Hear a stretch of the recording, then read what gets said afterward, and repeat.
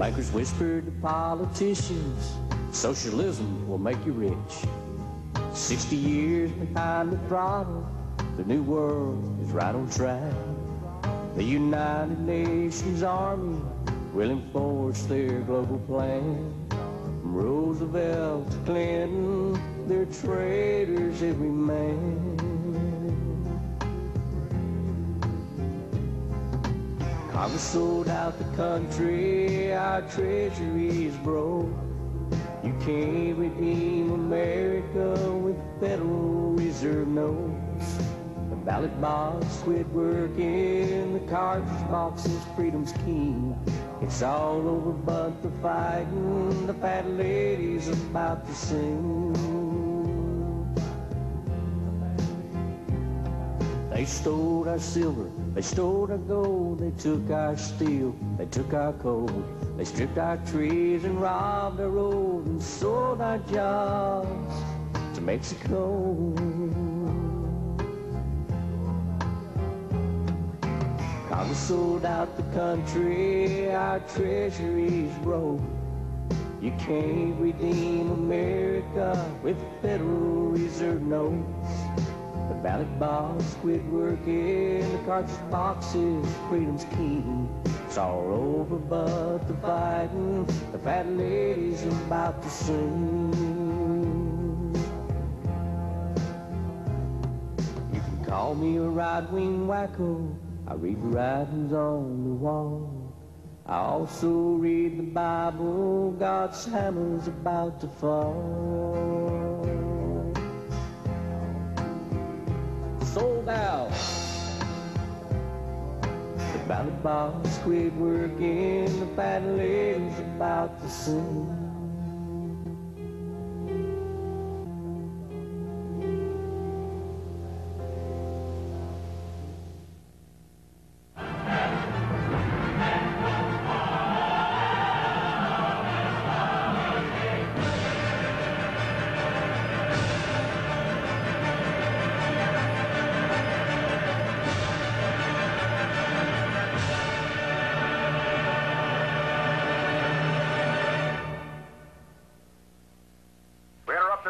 To bring you this important bulletin from the United Press. Flash, Washington. We interrupt our program to bring you a special broadcast. The German news agency... We interrupt this program to bring you a news bulletin from Washington. Special report, verdict sparks violence. National Guard... Local governments almost have to go with their hat in their hand. We don't answer to the taxpayers or to your congressman, and we don't take no from anyone. We just want to take your land. Big Hog. Now we'd like to talk about that barn you plan to build out in your backyard. We have a special building fee. Just give us 40 acres free.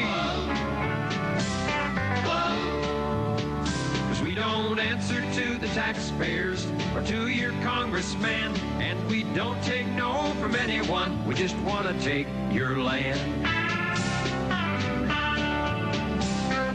And if you don't comply, we have ways to change your mind. We'll do almost anything to get our way. So just sign the dotted line. It's for the good of all mankind. Now, scheduled coming up in about 15 minutes, we're going to have Walter Burien on to talk about the biggest game in town, one of the biggest scams in the world, not just in this country. And frankly, you're not going to hear this anywhere else. We're going to be talking about the comprehensive annual financial reports.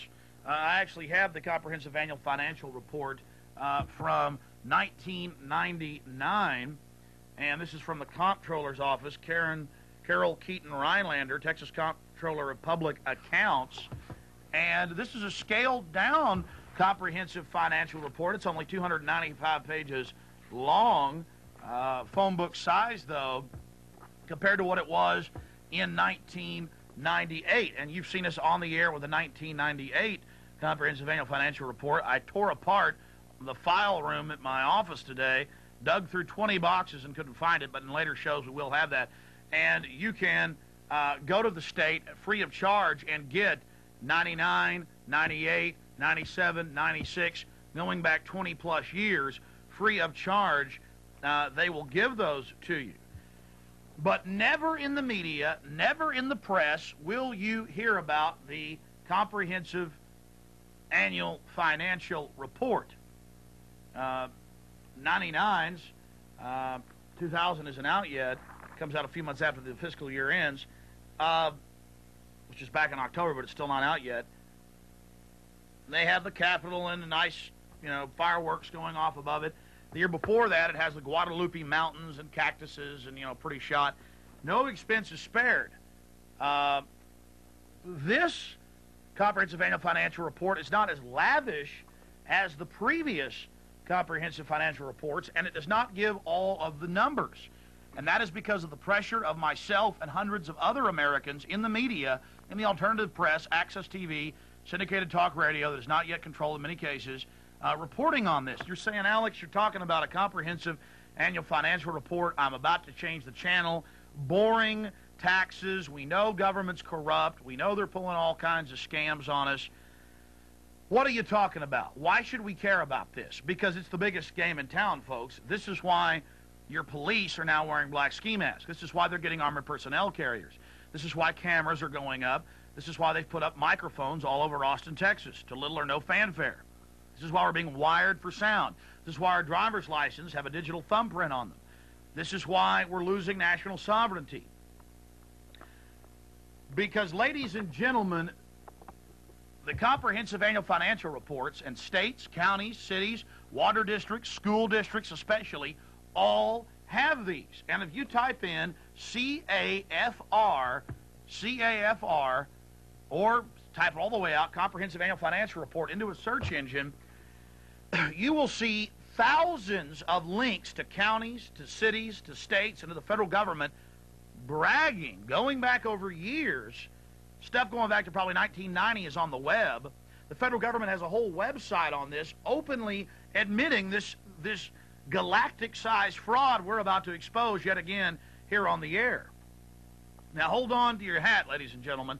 Strap yourselves in for what I'm about to tell you, and this is 100% proven from the state's own numbers, the county, the city, the feds, you name it. Let me give you an analogy to bring this down to earth. Let's say, hypothetically, I make $100 a week. Alex Jones makes $100 a week, hypothetically. But I tell my family, my wife and children, which I don't have, but again, it's a hypothetical example. I tell my wife and children that our budget, that we've got to stay on budget, that I only have on budget $2 a week. Now, I talk to my family. They see me doing bills. I put out a report on our finances every month. My wife reads it and looks at it. Absolutely amazing.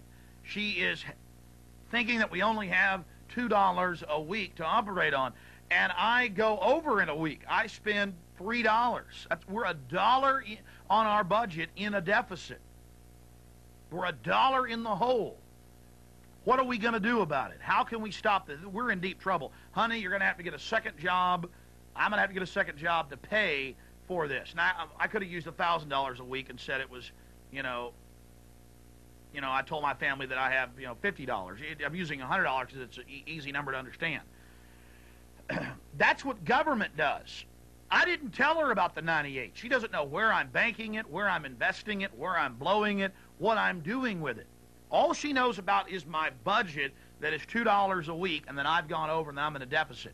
And to pay off that extra $1 a week we're spending, because our budget's $2 and we spent $3, because she doesn't know about the other $98 that I really made that week, she's going to have to go out and get another job to pay off that debt.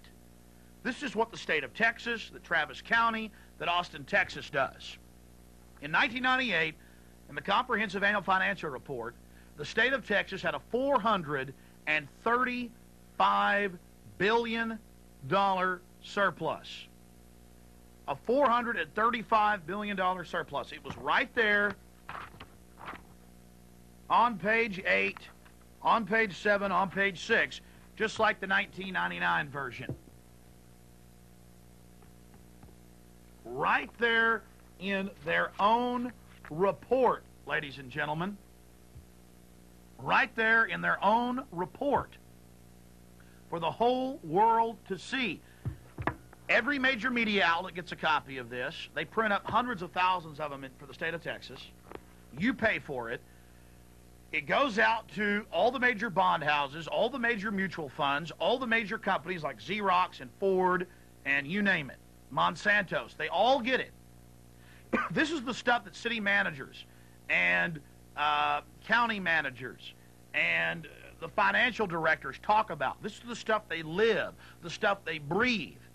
They had $435 billion in Texas in surplus. And by surplus, I mean the Roman Empire had, had 1 million slaves at one time, but did they have a surplus? No, they always wanted more. Wino's got 2 bottles of whiskey, but is that a surplus? No, he always wants more. The point is, these aren't even surpluses to them. They want more.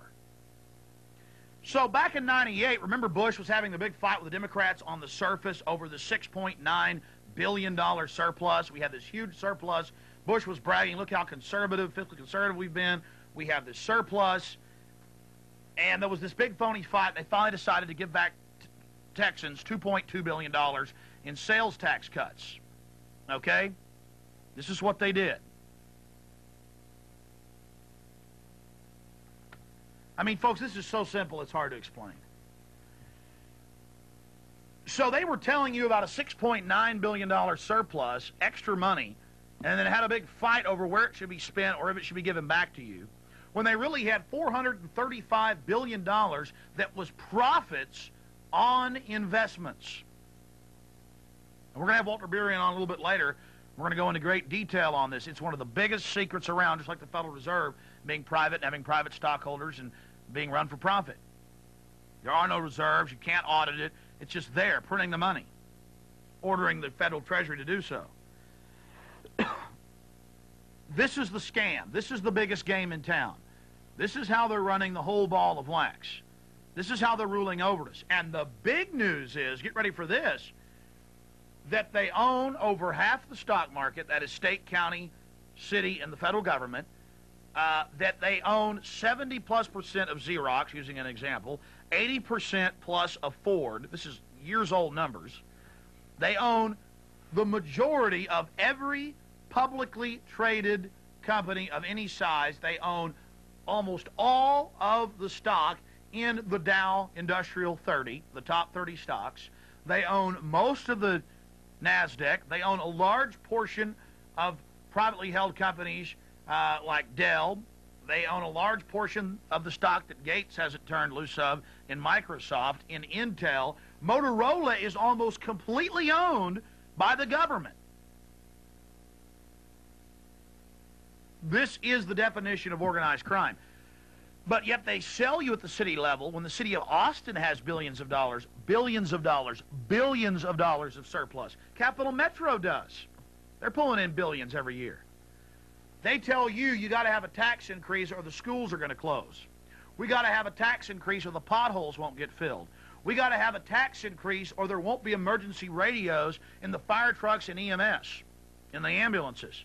A patent, erroneous lie. Now you understand why government is so-called privatizing utilities and privatizing hospitals and privatizing roads and privatizing everything. Because they already own it all. Any sector they start privatizing means they own over half of it. Like when you hear out in California the big power crunch, whether it's because of privatization. The cities and counties in the state own 80%. That was even in the Associated Press today, of those power plants. Now, wait a minute. Before so-called privatization, it was actually privately held predominantly. Up is down, down is up, black is white, white is black. I want you to think about the magnitude of this.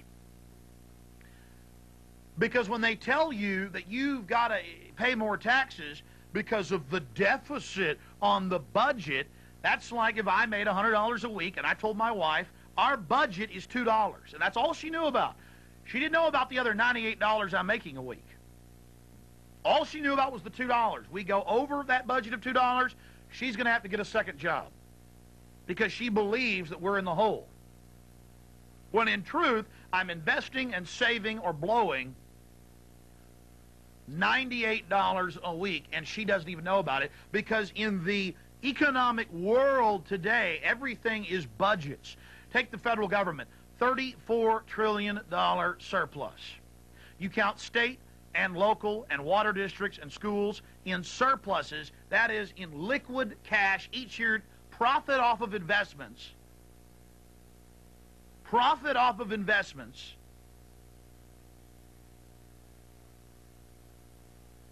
$60+ trillion, federal, state, local. Because the budget is the money they have coming in to pay the actual services. You'll take a state like New Jersey in 1989. $17 billion in bills and services and lighting and power for the government buildings, for the roads, for everything. They made $80+ billion in profits on investments.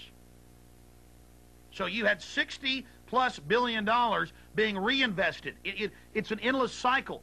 Within another 5 years, the government will own all of the stock that you do not privately held, and what the people hold is going to be such incredible peanuts compared to it, it won't even count.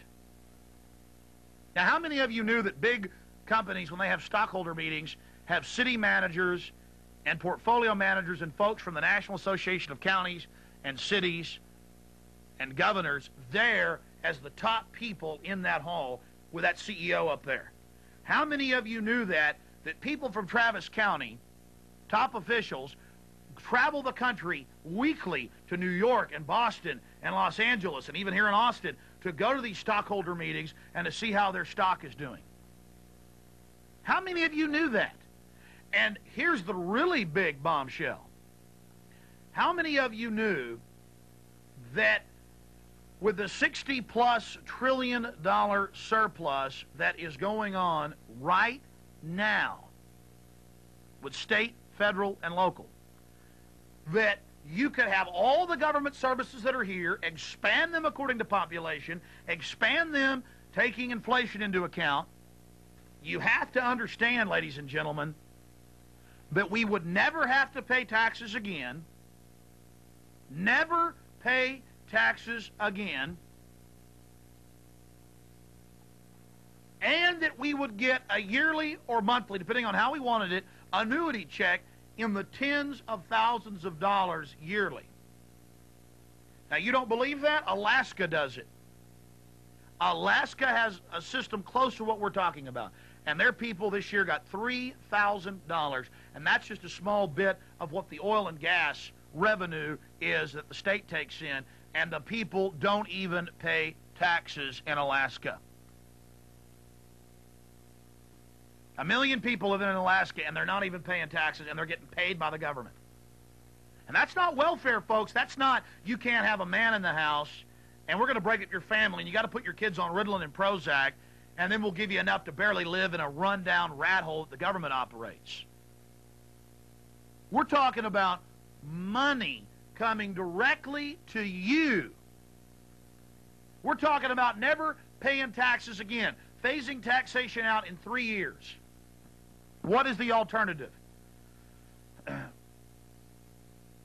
The alternative is to allow state, local, and federal governments, school districts, water districts like the LCRA, building their giant complexes everywhere, to continue to take your tax money and invest it in the stock market, buy actual companies, start their own businesses. I mean, think about this, and they'll run everything. They already basically do. Think about the magnitude of that. They're telling you you got to dig deep and tighten your belt to pay off the deficit, the federal deficit, when the feds have $30+ trillion in absolute cream off global investments. Forget the bills, things that they're slated they have to pay off in the future.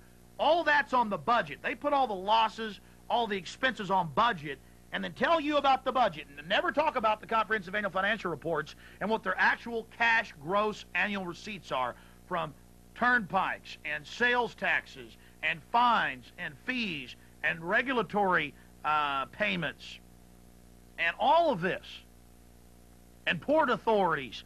The list goes on and on. Walter Burien was at the highest levels, running a large company in the World Trade Center, doing all of this stuff 10 years ago when he found out about it. When he found out, he's going to tell you the story. And I didn't believe Walter Burien 2 years ago when I found out about this. He's on the air saying, Texas in 98, let's use your state, Alex. He goes, I'm on the computer right now on the government's own websites. You can all check it out for yourself. Was $435 billion. And I'm like, Walter, that's not true. So what happens? Max, who's in the control room right now, goes down. Where'd you go? The State Attorney General's office? And he gets the 98 Comprehensive Annual Financial Report. This is the 99. And there it is on page 6, 435. Yeah, the Comptroller's office. $435 billion surplus. And we're reading in the newspaper every single day. We're seeing it in the paper every day that there was a $6.9 billion surplus, and there was a big fight over if we were going to get any of it back, and we got $2 billion back. So we got $2 billion back. They told us it was $6.9 billion surplus when it was really $435 billion. The city of Manhattan. The city of Manhattan, ladies and gentlemen, in 1989, with their own numbers, and I've seen them, had $1.2 trillion in cream surplus off the top. Not the stuff that had to stay in investments, not the paying for the schools or the buildings or leases or fines or fees or new equipment or paying employees. That's all in a little bitty budget over here. Tens of billions of dollars for Manhattan. But trillions of just cream. No wonder the cops are wearing black ski masks. No wonder there's armored personnel carriers driving around. No wonder they're building prisons everywhere. We're basically their slaves, ladies and gentlemen. Trying to inform people. We're talking about the biggest game in town with the man that did the equivalent of proving the world was round, like Galileo. It's something so huge, so monolithic, documented by the states, by the counties, by the cities, but no one in the press, no one in the media will talk about it. Governments are running gigantic surpluses. They're buying up everything, most of the industries. We already used the example of Xerox and Ford. It's a total takeover. They're building their own little empires. I give you Walter Burien, and now a lot of folks are out there copying his work, and that's great. Former guy that did all the accounting for the Air Force and their investigations in accounting is now out there calling himself Kafferman, Kafferman.com. A lot of folks are coming forward on this, but this is the person that did it. And he did 2 hours with me on the radio today, and now he's joining us again for this Access television show. And I appreciate Walter Burien doing this. This is the only place you'll see this type of information, ladies and gentlemen. Walter, good to talk to you. Good evening, Alex. Can you hear me? Yeah. Joining us from your home out in Arizona. I want you to take a couple minutes out and just tell folks about Walter Burien, how Walter Burien found out about the biggest game in town, and who really runs this planet, and then later solutions to stop it. It's pretty exciting stuff.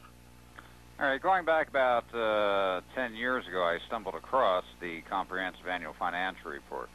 I was a commodity trading advisor, one of the first tenants of the World Trade Center back in 1978.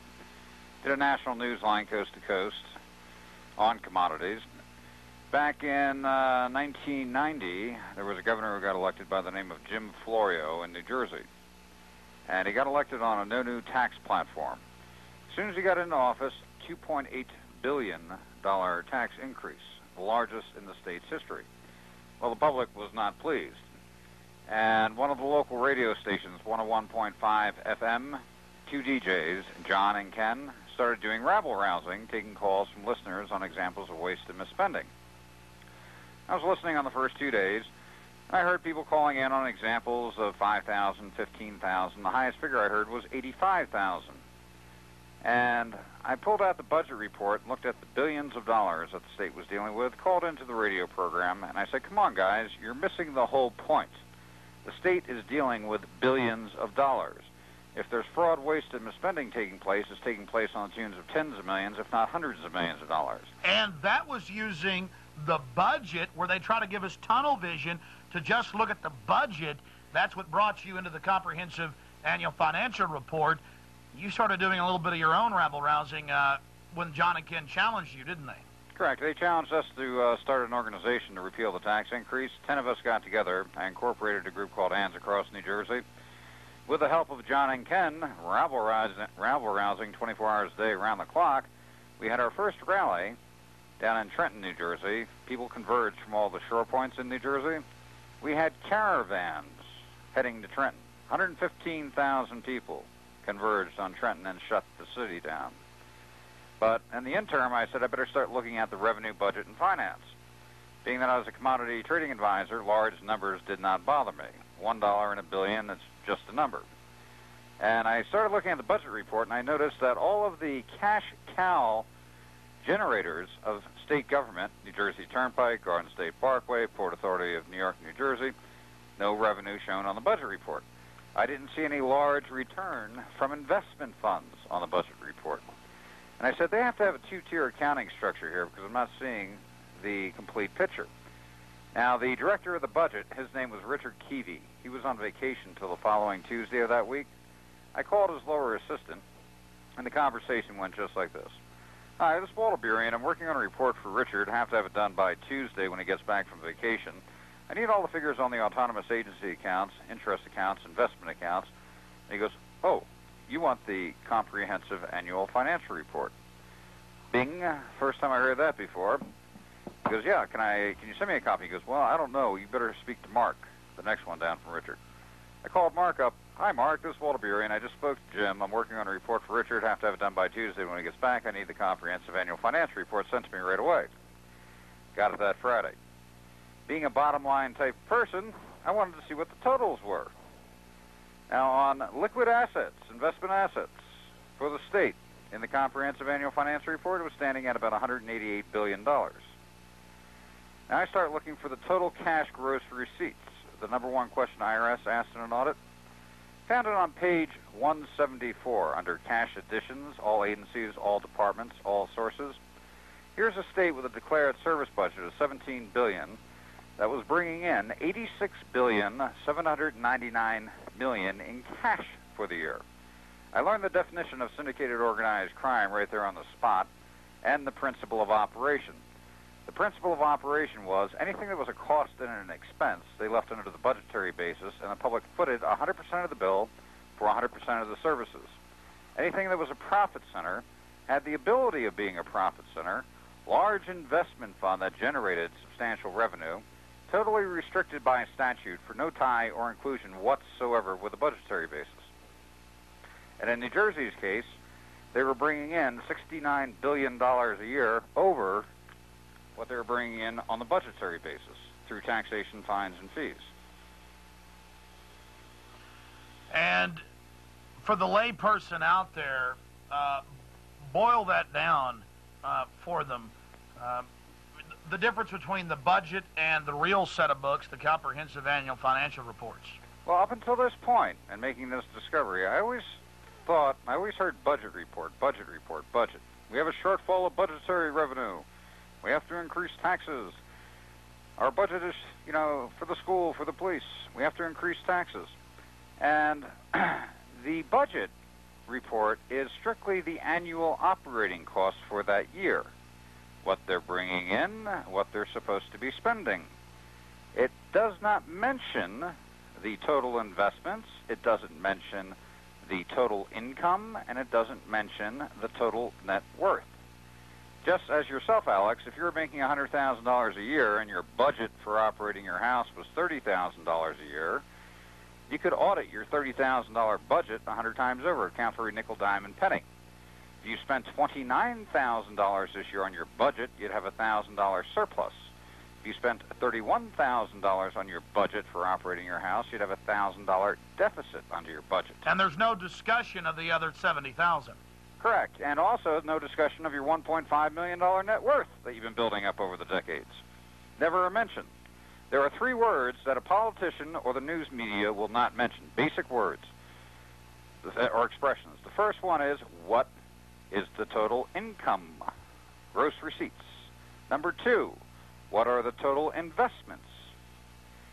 Number 3, what is the net worth? And there's actually a fourth, which is very important. What is the growth? What has the growth been in 5 years, 10 years, 15 years, 25 years? Arizona is a good example. If you look at the 1984 Comprehensive Annual Financial Report, the state's service budget is $1.8 billion, and it shows total gross receipts of $2.1 billion, about a $300 million difference. 15 years later, going into the year 2000, a service budget reaching $14 billion and total gross receipts of $22 billion. So in the course of 15 years, a 1,000% increase in the revenue taken from the populace. That type of increase is unjustifiable by any means in a free society if it wishes to remain free. And the sound bites are thrown out to the populace, always. We have a shortfall of revenue for our school district. Look, crime, the little old lady's home, whatever. The politicians are using whatever sound bites they can throw out. They keep the public from looking at basic comprehension. What are the total cash gross receipts? All. What are the total investments? What's the total net worth? Never mentioned, never discussed. They always refer to the budgetary basis, as they, excuse my French, laugh their butts off all the way down to the bank every single day. We've allowed the vault door to stay wide open for the last 50 years. And by leaving the vault door open, in fact, with most people saying, vault? What vault? Those sharp little crackers, the ones running this show, okay, on composite government wealth in the upper echelon, you're not dealing with the Joe Six-Pack crowd betting $5 on Dallas. These are some of the sharpest crackers on the face of the planet who are quite ruthless, that have worked diligently to build their little empires within composite government and by use of the investment funds. And they know exactly what they're doing. They knew that they needed the cooperation of the syndicated media and education. The Comprehensive Annual Financial Report was created in 1946. Same year as the United Nations by the same people. Correct. It was a plan, an implemented plan to take over the wealth. And it's not a conspiracy. It's right here in Texas for 99 and 98, $435 billion surplus right there in it on page 6. But they were telling us that we had to increase taxes for the children. My point is, look at all the things they've done. The homes they've stolen, Walter, in the name of property taxes from old people that couldn't pay. The families that have been wrecked. Do a reality check, well, Alex. People busting down doors, raiding people's houses who supposedly haven't paid taxes, bank accounts being seized. All of this in the name of we got to run the government. We got a deficit on our budget. Meanwhile, you have this $60+ trillion a day with state, federal, and local monies. And earlier on the radio today, we talked about how if we took that money, invested it with even a small rate of return of 4 or 5%, we could phase out all forced taxation within 3 years. And that's real math, real numbers. Instead, they're buying up everything. They're taking control. The big question is, Walter, where are they putting all of this money? The states, the counties, the water districts, the school districts, the feds. Where are they investing all this so-called surplus money? The list is too long to go through. And the example of Xerox Corporation. No one's seeing, so they have carte blanche to do what they want. The example of Xerox Corporation. I'm going to repeat a conversation I had with a heavyweight from California about 2 weeks ago. I briefed him on the aspect of setting up an annuity pension fund for the resident property owners and taxpayers, by which the surplus revenues are deposited into this account. Venture and enterprise projects, which the government owns, which no way they should own, like golf courses or real estate venture projects, are sold back into the private sector, and that money is consolidated into the annuity pension fund. And where overgrowth took place, downsizing where appropriate. I gave the example of Arizona and their growth. All three areas create a phenomenal amount of revenue. And that annuity pension fund is written in stone, having the set principle of operation of supplementing that city or county's budgetary basis until canceled. In other words, you can phase out all forced taxation. And in fact, with good, prudent financial management, you'll have a surplus occur where you can issue a dividend return back to the resident property owners on top of no taxation. Now, the heavyweight said to me, he goes, Walter, that is perfect. That's what should have been done a long time ago, but it's such a massive structure. How do you ever possibly plan on implementing such a structure? My response to him was, I said, it's already been done. I said, composite government pension funds are standing at $28 trillion. They generated $4.3 trillion last year. Total taxation in this country, federal, $1.8 trillion. Take all local taxation, about $1.6 trillion. You're standing right now at about $3.5 trillion in total forced taxation in the entire country. The government pension funds generated substantially more than all taxation in this country. Through administrative action, you can establish the exact same program for elimination of all taxation in this country and implement it within 3 years, and in most cases phase out all forced taxation in this country. Now, Walter, the point I made on the radio today is people are addicted to their paltry little government paychecks, to the chicken feed we're given, the money they're using to break up the families. Can't have a man in the home. If you don't have a man in the home, we'll pay you. We'll put you in a nice slum. We'll ship in drugs so we can put your sons and daughters in prison. This police state system, people want their chicken feed. They want it. Even at the current numbers with a $60 trillion surplus with state, local, and federal governments telling us they're actually running deficits when their own documents that they circulate amongst themselves brag that they basically rule the entire country and own almost everything, we have to make the point to people that even if nothing was downsized, even if things were expanded for inflation, that if this money was invested, even at a low yield return, we could phase out all forced taxation in 3 years. Now, if you sold off the golf courses and the hotels and the motels and made the government dump these stocks and the rest of it, then what you would have is enough money, like they do in Alaska. Last year, people in Alaska got $3,000 a piece from the government, a paltry part of their oil and gas revenues that the state government was getting. Now, I mean, for people who don't understand what we're saying here, let me boil it down to you folks one more time.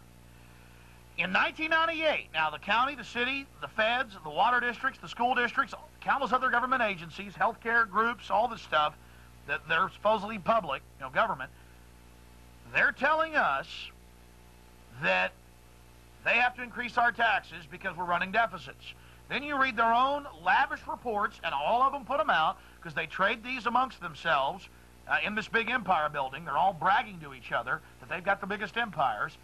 Texas does it right here in this year's report from the comptroller. Not a word of the budget in here, folks. It's like me making $100 a week, but I tell my wife I make $2, and I tell her my budget is $2. She never hears about the $98. I spend more than $2. I spend $3. I say, honey, we're over budget $1. You're going to have to go get a job. And she goes, you know what? We got to tighten our belts. We will go get a job. Meanwhile, I'm investing that $98, or I'm saving that $98 every single week, and she never knows anything about it, and I'm taking her money and doing it. Well, we're the woman in the relationship. The government's the mean man here, to use popular nomenclature, and we're getting screwed. And the same folks that run the Federal Reserve run this system, and it is abominable. Walter, it's like on the radio today. We had a bunch of callers call in, and they still couldn't get over the fact that we have a deficit.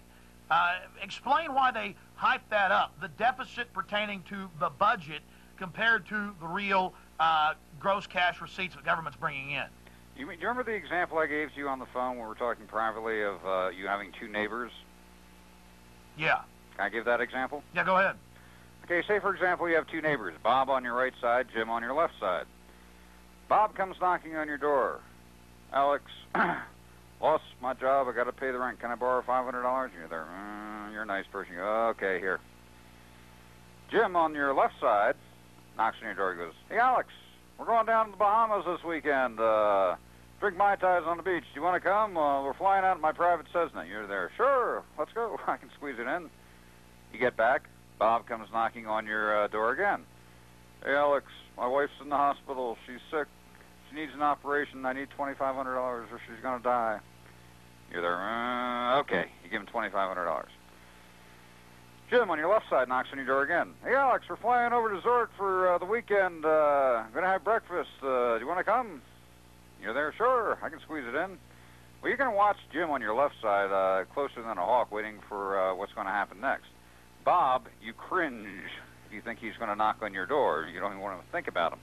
Government constantly keeps taking more and more and more, and they have the public cringing. I don't want to think about it. I don't want to talk about it. I don't want anything to do with it. I'll pay my divvy and forget about it until next year. And they kept perpetuating their game over and over again. And the tens of thousands of people involved within the syndicate, and it is a syndicate, a corporate syndicate, sat there smiling and laughing every single day all the way down to the bank. Now remember, folks, this is not speculation. We're building a website. There are dozens of other websites of people that have copied Walter's expose, which Walter's actually happy about. So you type in CAFR into the net, Comprehensive Annual Financial Report, thousands of links will pop up. 98% of them are government bragging. Here's our Comprehensive Annual Financial Report. Counties, cities, water districts, the feds bragging about how they own 70+% of Xerox, how they own most of Ford, how they own most of Dell, how they own most of Coca-Cola, all of these publicly traded companies. It's a sick joke. So when you see that, I wanted to let folks be aware of exactly what that means so that they'll be able to write down. Back when Microsoft was having problems with the court, the head of the New York State Retirement Pension Fund for the state employees came forward saying, we think Microsoft is a good company, and we're not going to sell off our 78 million shares of Microsoft. You know, in Texas, I think it was Austin or Houston, the Board of Education last year, or about 2 years ago, Disney had made an objectionable film. Austin, and the Board of Education said, we're going to divest ourselves of our multi-million-dollar holding in Disney.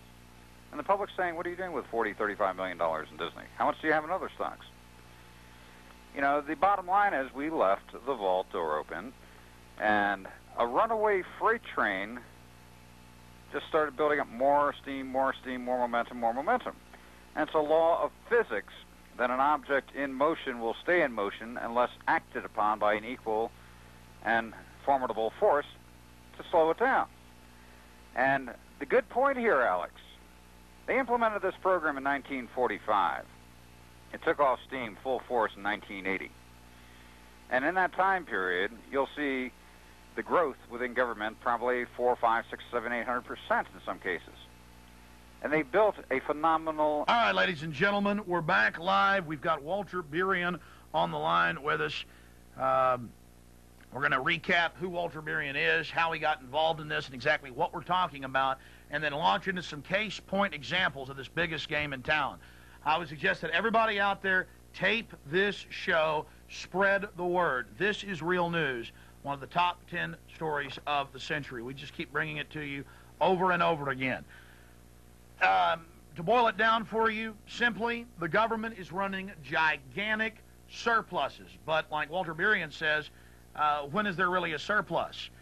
If the Roman Empire had 1 million slaves, they could always use 1 million more. The wino's got 2 bottles of Ripple. It's not a surplus. He wants more. They can't stop. The state of Texas has hundreds and hundreds and hundreds and hundreds and hundreds of billions of dollars in surplus.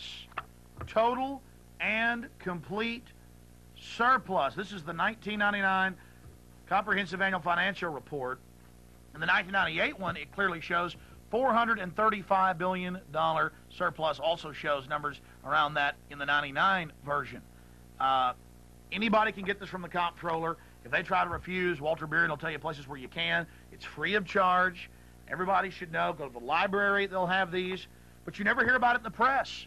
You never hear about it in the media. You never learned about it in economics in college, did you? You heard about the budget. Going back to an analogy, I make $1,000 a week. I tell my wife I'm only making $100 a week.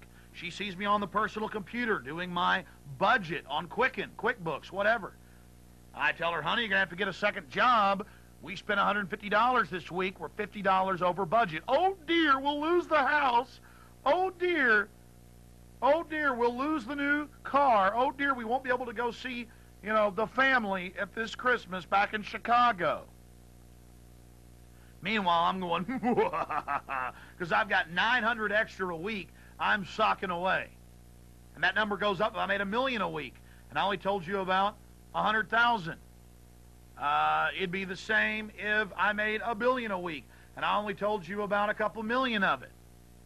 It would be the same if I made $1 trillion a week, and I only told you about a couple billion of it. And we have these huge discussions and media debates. And it was in the Statesman a few days ago that Texas Rainy Day Fund only has a few million in it, 80-something million. We need tax increases if a recession is coming. It's all about control. When the state of Texas, in their own books, public record, but the media is so controlled, are running gigantic surpluses. The state of Texas, all the 50 states, every county, every city, every water district, school districts, they're all in business, ladies and gentlemen. We're talking to Walter Burien. Walter, Alex, recap. what you just said there, I just thought of the perfect story from the past. Going back 10 years ago, Jim Florio, when he got elected on his no new tax platform and then had a $2.8 billion tax increase, he decided to go on a 2-week tour of the state every day, stopping at a new location, talking to the public. As the incorporator of Hands Across New Jersey, the largest tax protest group in the state, I managed to get down to his first location. It was Pete's Deli in Hamilton Township. Now, they had arranged for the entire syndicated media to be there. ABC was there, CBS, NBC, CNN, 150 reporters. And I sat down with Jim Florio and his wife at the table to have lunch for 45 minutes. We talked. Every network camera was hovered in over our heads. 150 reporters with handheld recorders going, shoved in all around the table. And you were a top Security and Exchange commodity trading advisor. Yeah, commodity trading, big company up there doing a national deal.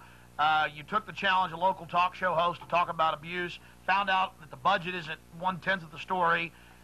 You've had this big rally, 115,000 people downtown. You're starting to learn about this stuff, and you're sitting there talking to the governor. It's the governor and his wife and myself, with every single reporter and every single camera trained on us. And I used this one example. I said, Governor Florio, myself as a financial advisor, if I had a stock issuance and I sold 100% of the stock in my company, and I made a $10 million profit this year, and I disclosed to my shareholders I made a $1 million profit, number one, that's misrepresentation. Number two, it's fraud. Number three, I'd be in jail. I said the state of New Jersey is conducting business as usual, doing the exact same thing, and they've enacted statutes to allow them to do what would be totally illegal for a public corporation to do. Now, I thought he'd try to skate around a response to that and go off in a different area. All the reporters are sitting there up on their toes going, ooh, ooh, ooh, ooh. And Florio's response, I did not believe it. He looked back at me and said, I know. I've been trying to do something about that. They never let him out in public again. They canceled his entire tour, and not one word in the media. Now, I've called around. The media gets the county, the city, the state, the federal. The newspaper, the Statesman here in town, every year gets a stack of these from around the country. And they have for 25 years. Why would the major networks and the major newspapers, why do they want these? Why do they get these, but don't tell us about them? Because they are in 100% partnership with the game.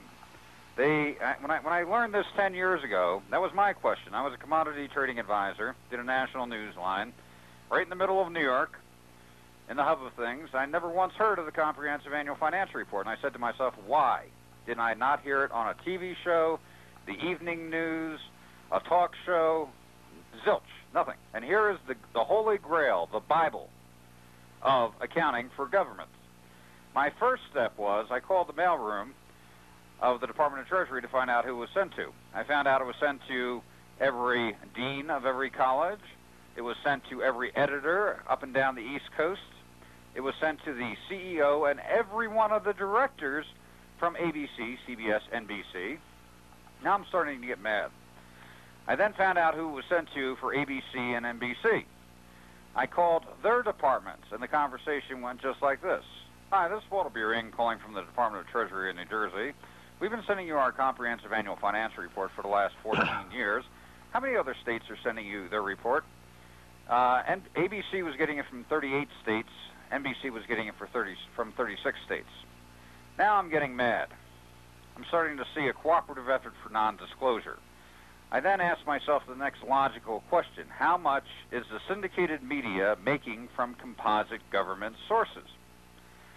You know, up front you would think of, federal grants, public education grants for media broadcasting, service commercials, city, county, state, federal. That was a substantial portion of the syndicated media's income. But then, realizing that composite government funds own the primary shares of major Fortune 500 companies, such as Xerox, over 78%, Motorola in the 60s, IBM, AT&T, they own that stock, and through the proxy votes, through the investment managers, they can exercise demands over those corporations on who to use on the marketing campaigns and the advertising. So they can direct more money to the syndicated media. And this is why when we watch ABC, CBS, NBC, they have the same story with the same talking head looking the same, with the same advertisers in the exact same order every night, because they give us 3 different brands of the same slavery. Ladies and gentlemen, this is not speculation. I have in my hot little hands the Comprehensive Annual Financial Report for Texas for 1999. Now, Walter, you, almost a year ago, when we first talked live on the radio, and you've talked about 40 million people since you got in your disclosure, I'm going to go through all of that, bringing all this forward. You said get comprehensive annual financial reports from 98 and before, because you said that now, because of your disclosure, they are starting to even try to water those down. My 98 one clearly says $435 billion surplus. That is just the cream off the profits of their investments, not even all their investments. And now it's only got 60-something billion. Now, I went and checked out what you said. You said it a year ago. You said it today on the radio. You said that the 99 reports that were coming out. Take a look at 96.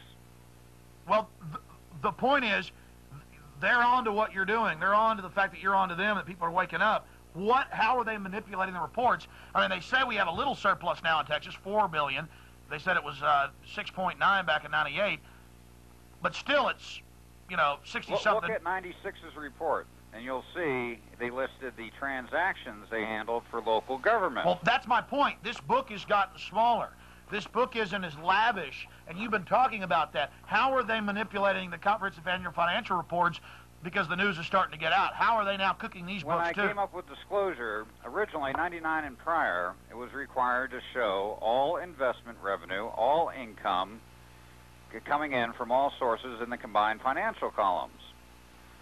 As of 99, they changed it to showing all investments revenue, all income, all revenue coming in necessary to meet obligations. There's a big difference. So that's like saying, again, back to a budgetary manipulation. I need $500 a week to run my household, so I make my budget $500, and everybody focused on the $500 when I'm really making $2,000 a week, hypothetically, and then people get wise. My wife gets wise, and I'm really making all these thousands of dollars I'm not telling her about. So I go, it's all right, honey. Here are those books. See? And then I only show her enough of the money, enough of the surplus to say, oh, I just had this in reserve in case I needed it. I'll give you a key example from 10 years ago. As I mentioned, education is included in this game. Now, in the New Jersey's Comprehensive Annual Financial Report, it showed consolidation of the state universities and colleges under one financial column. I noticed right off the bat they had $8.5 billion in liquid investment funds. It showed that they made a $1.1 billion profit on their investment funds, for the year, bringing up their total to $9.6 billion. Are you with me? Yes. My next question in logical progression was, I wonder what the total tuitions are paid by all students attending college and universities in New Jersey. That was listed also, $644 million. So right off the bat, I said to myself, they made a $1.1 billion profit on their investment funds. The total tuition base for all students was $644 million. I said the kids could have gone to school for free for the year and gotten paid to go to college. Now, what actually happened that year was they cited a shortfall of budgetary revenue and had a 7% tuition increase. This is back in 1989. Now, that's just with a university running a scam. Let's talk about some of the smaller examples. You used a case in a small county where you live in Arizona now. Tell us about that. An example regarding... the health care. Oh, that was in Tucson, Arizona, Pima County. A couple years back, the healthcare program, citing a shortfall of operating funds, said that they're going to have to cut back on services and turn away people unless they had a $6 million tax increase. They were supposedly $6 million short. So they presented to the public for a $6 million tax increase. Now, you know, they forgot to mention they were short $6 million for the year, and the $6 million would be every year thereafter. But the public, saying we can't turn away the sick and the elderly, voted on the $6 million tax increase. Well, a federal auditor, retired of 30 years, he looked at the health care program's financial statement. He called me back immediately and said, Walter, they invested in one shot $35 million in the local government investment pool. By investing $35 million in the local government investment pool, that's what created the $6 million shortfall in their operating funds. If they had not invested $35 million with the local government investment pool, they would have had a $29 million surplus for the year. So, again, the classic thing we hear on the local news in Austin, got to have a massive, $300 million tax increase or bond proposal for the schools or they'll be shut down. Got to spend all the tax money for Capital Metro, a few $100 million extra year, or that'll be shut down. We got to spend a few extra $100 million, or there won't be potholes getting filled and emergency radios in the ambulances and fire trucks. This is the same thing all over the country. I've seen the stories. The people go, I'm paying a lot of taxes. I'm in the hole. I may have to sell my bass boat. I may have to get into the college tuition because all these property taxes and sales taxes and all these other fines and fees. But damn it, we'll do it for the kids, for the old people, for the education, for the potholes, when they had money to pave the streets literally in gold. And they laughed all the way down to the bank. So boiling it down for the simple minds out there, and I'm not being sardonic, I'm not being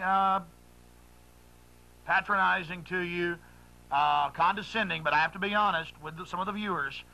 They're going, but we got a huge deficit.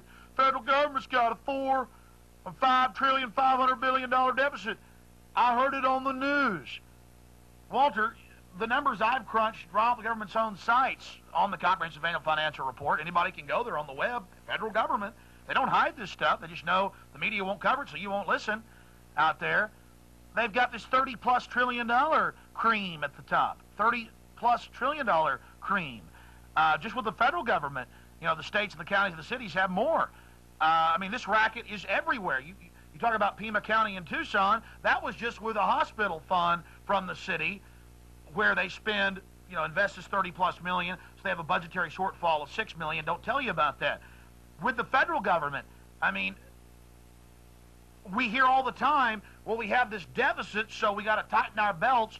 We have to have a tax increase. We can't even have a tax cut. That's really what's driving this fraud, is people thinking we're in financial trouble when there's really giant surpluses. What's driving the fraud is the easy ability to build phenomenal empires just by structuring it and implementing it with the public sitting there saying, is there something going on? Not having the foggiest clue. And being that the public left the vault door open for the last 45, 50 years, phenomenal empires have been built, large and small. Well, I want to explain something that we closed the radio program today with. We've got plenty of time now. You're going to be with us for probably another 40 minutes or so as we tape this program. But the point I wanted to make here is, Walter, I didn't believe you 2 years ago. I went and I checked this stuff out. You're a conservative guy. You're in there about the numbers, the facts, financial planner. Commodity trading advisor. Yeah, commodity trading advisor. You're sitting there looking at this. It's so big. It's like an elephant in the living room. It's hard to even discuss. It's like the simplest things. A lot of people can't even grasp it. But you said it, and you know it's funny. I'll have the CEO of Taurus Firearms on, the fourth largest gun manufacturer, and I'll say, Mr. Mortensen, are you aware that the United Nations is taking over the gun manufacturers, and that this UN, that this attack on the Second Amendment is from the UN? He goes, yes, I've been at State Department meetings. I thought he would laugh at me. This is a major CEO of a $100 billion company. He says, Alex, he says, it's absolutely amazing. He said, they're coming in, and I've been at tables with the UN at the State Department with other CEOs, and they say, we're shutting down the gun manufacturers. Either you join us and sell out to us, or your business is gone. It's all over for you. Andrew Cuomo of HUD threatening him, threatening all these other CEOs. He said it was organized crime. He said he thought he was in Nazi Germany. Mm-hmm. Then you talk about how in 1946, 1945, same year the UN is set up in this country runs the New World Order. It's not coming after us. We are it. We're the slaves right inside Rome. That they set up the 1313 patch out of Chicago, same year as they set up the UN, to formalize and standardize the National Association of Counties, the National Association of Cities, the National Association of Governors. And in 46, they created the Comprehensive Annual Financial Report. And then they created the Comprehensive Annual Financial Report. So it looks normal. It looks standard. Hey, everybody's doing it.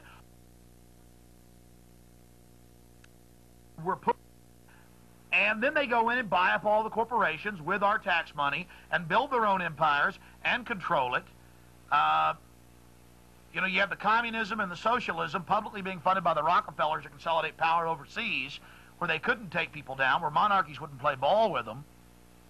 I mean, it's the same thing over and over and over and over and over and over again, and now it's all coming together. It's all coming down. You talked about how you crunched the numbers of the states with the highest tax rates, the biggest governments, the biggest surpluses, with gun laws. Tell the viewers about that. About 4 years ago, I did a little chart comparison. I looked at states with the least stringent gun laws, and I looked at the states with the most oppressive gun laws. I made a chart, least at one end, most oppressive on the other end. I then looked at the states with the most taxes, fines, and fees levied per populace, and the state with the least taxes, fines, and fees levied. Put them in order, made a chart. Well, guess what? If you put the charts back to back, an exact parallel. The more taxes, fines, and fees extorted from the populace, the most oppressive gun laws possible. The least amount of taxes, fines, and fees extorted from the populace in a state, the most lax on the gun laws. Exact parallel. Elaborate on that. Well, if you go into a state where, like Vermont or Montana, very low taxation, least oppressive, even though they're catching up with everybody else, they had very lax gun laws. If you go into a state like New Jersey, where the public is being extorted from any which angle and shape and form from all areas of government, city, county, and state, and the police and the judicial, maximum fines, you have the most stringent gun laws possible in this country. So it's simple. With financial slavery, with total governmental/private fraud in basic fascist collusion, with this type of development, you're going to have a disarmed population. Hence, Hitler was for gun control. Stalin was for gun control. Mao, they disarmed the slaves. Hence, the United Nations is for gun control, because it was founded by the very banking interests that now run this nation, that run this world, openly funded by them, the same people that set up Patch 1313 in Chicago to start the National Association of Counties, the National Association of Cities, of governors, of mayors, of county commissioners, to standardize the policies. And here's a very dangerous point, Alex, being that they have already accomplished control and ownership of the wealth of this country from the public now becomes a liability. So it is in their interest right now to eliminate a good chunk of the public. Because they now own the wealth. They control the wealth of this country. I was on some of the financial sites, Morgan Stanley, Dean Witter, and others this weekend doing research on that. And they have composite indexes on there, what the fastest growing part of the economy is. Until a month and a half ago, it was still tech stocks, the internet. Number 2 had always been prison industry. Walter, it's now number 1. They're building prisons everywhere. They're militarizing the police. If you look at the prison industry and the court system, it is the most profitable corporation in this country. The court system and the prison system generates more money than 10 of the largest Fortune 500 companies in this country. Put together. And that's another public number. I mean, folks, the fact is they have convinced you that the government's in trouble, the state, the local, the water district. They need more money. They need more regulations. They need more taxes because they're bankrupt. When in truth, they own 78% of Xerox, 60% of Motorola, every major traded company, all of the Dow 30. You've looked at the Dow 30. What percentage of the Dow 30 in the aggregate do state and city and federal agencies own? You're talking, if you look on an individual basis, stock by stock, composite government wealth right now is the market. We're talking probably about in excess of 70% of the ownership is controlled by composite government funds. The public is insignificant in the marketplace. And you looked, and to use a case point example, the city of Manhattan. You've got those numbers there. I know you did today on the radio, and I, after the show, went and actually checked it out. It's right there. They brag about this. In 1989 or 1990, you looked at Manhattan, not just states with hundreds of billions. What did Manhattan have, the city of Manhattan? On my progression, after looking at the state of New Jersey, I looked at the state of New York. And the state of New York had approximately $535 billion. And then I got the city of Manhattan's report, which covered the boroughs, Bronx, Brooklyn, Queens, and so forth. They had $1.2 trillion, more than the entire state had on their books. And that's in cream. That's in private investments. And also, a couple of years later, Manhattan was crying poverty and had a tax increase. And then you look at the bailed out by the feds, supposedly. And you look at the so-called. Let's use another example for folks. Let's throw it all in their face. Orange County. Orange County. You had a couple of slap-happy investment managers who were playing around with derivatives and got their fingers burnt. They lost $1.3 billion of the money. Wow, a county just with derivatives, the most speculatory, dangerous thing in the market. Just $1.3 billion, just a county. The derivative market, as said by Alex Greenspan several months back, he said he was concerned being that the derivative market was up to $80 trillion. And the government is the primary player in the derivative market. But Orange County attracted all of this attention. Now, one person happened to stumble across Orange County's comprehensive annual financial report. And he looked and he saw that they had $16 billion in profitable investments. They were only talking about their losing transaction. But they couldn't control the media on that. It was out for a while that they lost $1.3 billion in a very speculative area of the market. But they had to have a tax increase, almost went bankrupt, so the people had to pay more, almost like that was done on purpose when they really had tens of billions of extra that was profitable in the market. There's an economist by the name, and he owns a bank, Anthony Hargis, out in California. He looks at comprehensive annual financial reports, determines that local government's cash position, and determines how long could they operate, existing from their existing cash without charging one nickel in taxes, fines, or fees. Now, in Orange County's case, when they were crying bankruptcy, they could have gone on for another 11.9 years, performing the exact same services without taxing one nickel before they ran out of cash. And that's not taking into account if they invested the tens of billions of surplus dollars in that one county and then took the surplus of that and reinvested it. And if they didn't do that, they could have taken it and paid dividends, that's checks, to the property owners. Well, the bottom line, to cut to the chase, is if the public at this point in time unifies with basic comprehension, if you capture 10% of the population with basic comprehension, you can administratively restructure government at this point in time to phase out all forced taxation in this country. Well, Walter, I want to stop you. I want to get to that a little bit later, because for people that have just joined us, the audience gets much larger as the show progresses over 2.5 hours. I want to recap who you are, what we're talking about, what's happening, and why this is so important. Folks, I know when you hear about budget or money or taxes, you tune out, you're sick of it. It's been designed that way. You think government is bankrupt, in trouble. In truth, they are the most opulently rich and controlling class around. They are merged with private industry, and that's why the mainstream media won't even begin to talk about it. I want to briefly recap, Walter, exactly what we're dealing with here, and then I want to talk about the amazing solutions that you and others have and that will actually work. Well, the bottom line is your listeners now know why Gorbachev went Democratic. People think they're free and put a lot more weight on their back. More money, more control. And you talked about if the American people were a gerbil, what are we doing right now? I always used to give the expression, the way the system works is they keep the chipmunk running on the treadmill, chasing the carrot.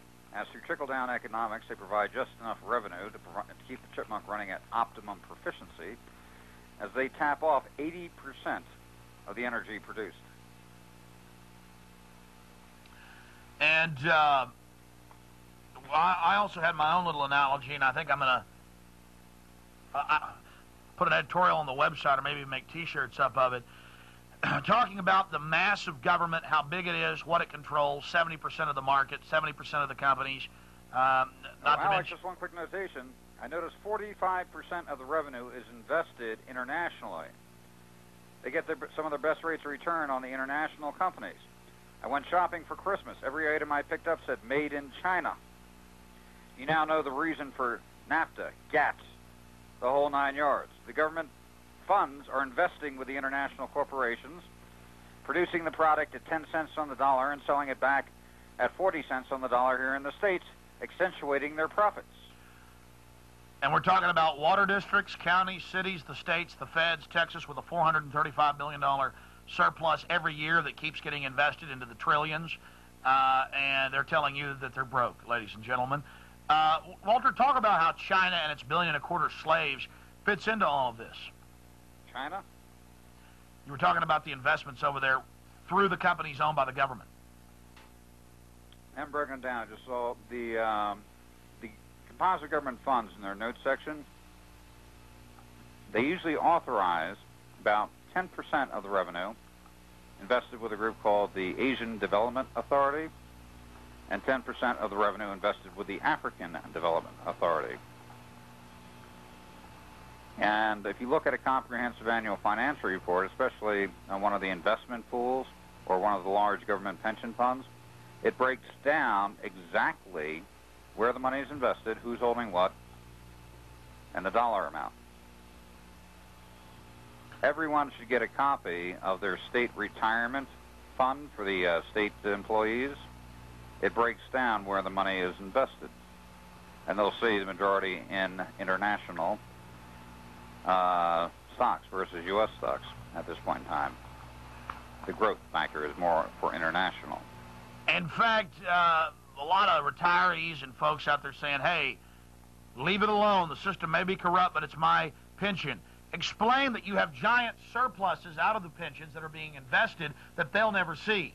Arizona, the total actuarial liability for all state retirees and participants in the plan for being 100% funded, all active employees and retired, required $14.5 billion. The current fund balance is verging on over in excess of $32 billion.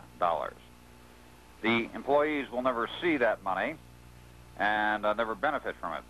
The Arizona legislature a couple of years ago, being that the employers, the cities, the counties, the school districts, and the employees were contributing to something where no way they should be contributing one dime, and in fact they should have been getting substantial refunds back, they passed their own internal statutes to make the pension fund strictly participatory, where requiring a minimum of a 2.18% contribution from the employee and the employer. So the government employees are getting shafted in many cases also. So recapping, Walter, again, using the example of the comprehensive annual financial report for, give me a close shot, guys. Thanks. I want to say the crew's doing a great job. for 1999, and then you look at 1998, $435 billion surplus. Carol Keaton Rylander's own report right here, and then you count all the counties. What is it, 100 of them in Texas? Get your hands on 1996. In the notes section, it shows the transaction the state government made for local governments. They show $1.8 trillion in transactions for local government. And that's nationwide. No, that was the state of Texas. State of Texas. 1.8 trillion. Why? I've got some of the past years. This is the last one that's out in 99. Why are the reports getting smaller and smaller now that you've been exposing them? And how do we get that other information that they're now cutting out of them? You have to look at a prior year's comprehensive annual financial report and see where certain areas all of a sudden get clipped or disappear in their entirety. And then you have a lead list to say what happened to these funds, where can I see the accounting? And that's all because a successful commodities trader and financial advisor in New Jersey found out that the whole thing is a giant stinking fraud 10 years ago, and started talking about it 3 years ago, and made a documentary film and has done hundreds of radio interviews. Now, suddenly, I remember years ago, Walter, you could call and get one of these pretty quick. Sometimes they'll give the runaround. You have had a massive effect on others by talking about this ad. We need to keep pushing viewers. We're talking about budgets. We're talking about comprehensive annual financial reports. You're saying boring. Walter, recapping before we talk about the solutions. For people that have just joined us, explain the difference between budget, and how that's drilled into our head, and the comprehensive annual financial report. Well, the beautiful point... Explain the fraud to people, why this is the biggest game in town. The beautiful point here is that being that the government, for the last, since 1945, created this structure to take over the wealth, and they were successful. They have done it. So we're talking $60 trillion in composite liquid investment wealth held by federal and local governments. That's a phenomenal increase in 30 years. Now, on the composite government pension funds, they generated $4.3 trillion last year. Total taxation in this country in 1999 was approximately $3.6 trillion, federal and local governments. So composite government pension funds generated substantially over total forced taxation in this country. Now, can anyone see, with simple administrative action, restructuring composite government through consolidation of the surpluses into an annuity pension fund set up for the resident property owners and taxpayers, sale of venture and enterprise projects, which government now owns, which they shouldn't, like golf courses, amusement parks, real estate ventures. Hotels. Sell it back to the private sector where it belongs. That generates a phenomenal amount of revenue for consolidation into the annuity pension fund. And where overgrowth took place, downsizing, because they're collecting the money to pay for that excessive growth. So with downsizing, that revenue becomes available for allocation into the annuity pension fund set up for the resident property. Yeah, we're about to get to that. The solution is $60 trillion in investments and cream and private that just keeps rolling. They've got 70% of the stock market. That is governments, state, local, federal. They're militarizing the police against us, treating us like slaves, squeezing us, saying they need more when they basically already own everything. Even your mortgage is predominantly owned by government interest. I like to use one example, Alex, which is very simple and very basic, but 100% true. If every one of your listeners had an 11 and 12-year-old boy, and they gave him carte blanche to write their own allowance check each week, and you made $1,200 a week, within no time, they'd be cutting a check for $1,000 a week. And if you told them you're going to cut them back to $800 a week, they'd kick, they'd scream, they'd holler, they'd use any logic available to them to justify how an 11 and 12-year-old boy could not survive on $800 a week. There is no difference here whatsoever. You just have bigger boys and sharper players. But recapping for those that are just joining us, and I know you've gone over this 1,000 times, Walter, the difference between the budget that we always hear about in the press and this big secret, the comprehensive annual financial report that all the media and everybody else, the corporations, know full well about because the government is their owners. Well, the bottom line is the budget is strictly annual operating expenses, what they're going to spend for the year and what they're going to bring in for the year. So all of the losses are there? The expenses for operating government and what they're going to tally and tax the public to perform these functions. And people think that that the budget is the whole financial universe of government and private industry, but in truth, it is the Comprehensive Annual Financial Report. Isn't the second set of books, it is the books.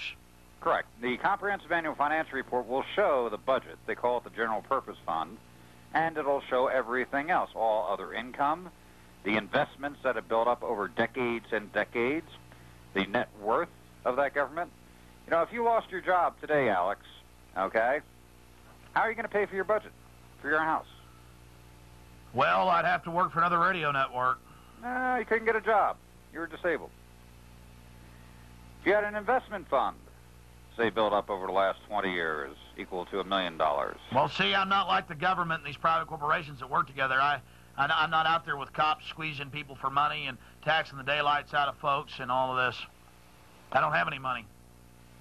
I did a little logistical survey, even in my own hometown here in Prescott.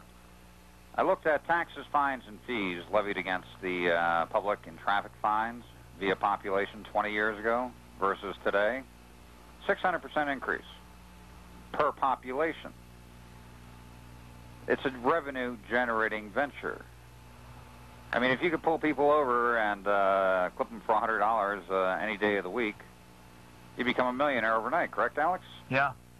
And you hire the cop. Well, hold on. You hire the cop. Now they're only hiring cops with low IQs. That's even been in the news. You hire a cop that'll go out. You pay 30-something grand a year. He generates you $1 million. And you just expand and hire more cops. You got the people begging for more cops for some reason when we got more than we ever needed. The number of cops has doubled in the last 8 years. The number of prisons has doubled. The prison population has doubled. People are still begging for more, begging for more, begging for more. Government owns everything. They're expanding. I go back to, you now know why Gorbachev went Democratic. Talking about these empires, these water districts, these city councils, these county commissioners, how do the politicians and the minions running these little empires, how do they themselves profit out of this scam? I'll give you an example from Arizona, Yavapai County. There was a board of supervisor, a guy by the name of Feldmeyer, came into office about 9 years ago with a disclosed net worth of about $85,000. He's currently up to over $8 million 10 years later. He made most of his money on land transactions. His latest venture, he bought about 1,600 acres in Prescott Valley. After he buys the property, it was a ranch land with one access road on one side, another access road on the other side, but nothing connecting. And 1 year later, the most beautiful access road goes right through the property. Now, the county fairgrounds and racetrack, which was built 100 years ago, which was too small to handle the need for services, they had to move. Guess where they're going to move? Right next door to his property. Guess what's going up on his property? To the new golf course and condominium complex. Where's the money coming from? The county bank, run by the boys. They'll pull out $5 to $7 million on that venture alone. And that's just one little county out of hundreds of counties in this country. And there were a lot of people complaining about him, so there were two groups that started a recall petition against him. And they were the regular, public tax protest groups, and they were slowly getting signatures for a recall. He gets his best friends to start a third recall petition against himself. They immediately get all the signatures required, being that they're well networked, and complete the signature requirement. And then they go to the Superior Court judge, his best friend. I'm an elected official. I can't have 3 recall petitions against me at the same time. You're going to have to invalidate 2 of them. Guess which 2 they invalidated? The citizens' recall petition. The third one started off by his friends. Guess what happened to that? Got dropped. Dropped, correct. The game is absolute, and we're talking millions of dollars. It's not the Joe's six-pack crowd betting $5 on the football game, who's going to win on Dallas. These guys have worked hard to build their little empires. You know, if you went to a cocaine dealer and said, I heard you were dealing $5 million of cocaine this year. Is that true? Oh, you're crazy. I've never even touched this stuff. I don't even know what it looks like. You know? They're going to perpetuate their game. There's a lot of money involved here. And you talked about how using the Orange County debacle, the feds have now streamlined and make the counties and cities and school districts and water districts funnel their money through their gates. How does that feed into this? Well, the largest investment pool was the pension funds. And back in 1981, the Fed sent out a transmittal letter to the local governments. But by the way, there's 85,000 separate corporations in local government. They sent out a transmittal letter saying, you in local government have very odd and peculiar rules regarding the management of your pension funds, which keep you restrictive from using such trading vehicles such as derivatives, options, advanced forward currency transactions, puts, calls. This costs you billions of dollars each year. CalPERS, which did very well for the California pension funds, have reorganized under a national program, which we recommend you participate with. Under this program, you will not be restricted to not using derivatives, futures, calls, puts, and options, and thus you can benefit. So in 1981, they created the Mega Market Makers accounts through consolidation of the government pension funds. If you look at the exponential growth in the Dow from 1981 forward, you now know why. Composite government was securing their open interest and takeover of the marketplace, and now they're working on the international marketplace. How does the United Nations fit into this with the desertification treaty that the Republicans accidentally passed after Clinton signed it? They didn't mean to give the United Nations 70%. Let's go back. They gave them 70% of the control over 70% of the land in our country, 100% of it. That's public record now, folks. October 18th, 2000 passed. I thought it was bad 4 years ago, the UN taking over the national parks and monuments. How does the United Nations fit into this? Because the same big bankers that set up the UN are now giving it control over our country. Why is that happening? Let's go back to 1945. There was two pesky little documents that existed in the United States which protected the populace. We had the Bill of Rights and the Constitution. This kept the powermongers from having absolute control over the people. Well, let's create the United Nations, 1945. Corporate headquarters, New York. Let's pay 65% of the dues for all of the member nations so that they will participate so we can give some kind of validity to this organization. We don't care if we give them a loan and they default on it after they pay their dues. The IMF will pick up the tab. So here we have the United States boys creating the UN. Now they are giving authority to the UN for judicial, administrative, military authority, property, because the UN is not subject to those two pesky little problems, the Bill of Rights and the Constitution. Thus, the boys controlling the show now have a vehicle they can use, the UN, to control the populace of the United States that is exempt from constitutional law and the Bill of Rights. And on the screen, we're going to put up Infowars.com that has the desertification treaty and other details and links directly to Congress at Infowars.com for folks to check that out. And I am building a site with Walter Burian's information on Infowars.com about the comprehensive annual financial reports, and that will be up sometime next week. And if you just type in CAFR, CAFR, into a search engine, you'll get thousands of links to government websites bragging about how much money they have and how much stocks and bonds and how many companies they own. It is empire building. Keep in mind, Alex, they have perpetuated this empire, and they are growing unabated. They have accomplished their objective, the complete financial takeover of the wealth of this country. All right, recapping. The public continues to fund it. Recapping, Walter, microcosm, there's counties, cities, states, the feds, CAFRs. They only tell us about the budget in Texas. Oh, we had a $4 billion surplus in 99. We had a $6.9 billion surplus in 98. We have this big phony political fight between the Republicans and the Democrats, the same people at the top, the same committee people, fighting over how much of that. Hold on. $1 billion surplus going into the year 2004. Yeah, fighting over how much of a surplus we'll have, how much they'll give us back in tax cuts, when really in 98 they had $435 billion. The point is, they don't need more money, they don't need more taxes. Taxes could be completely phased out. Now, Walter Burian, give us the solutions of how this problem could be fixed here in the next 10 minutes.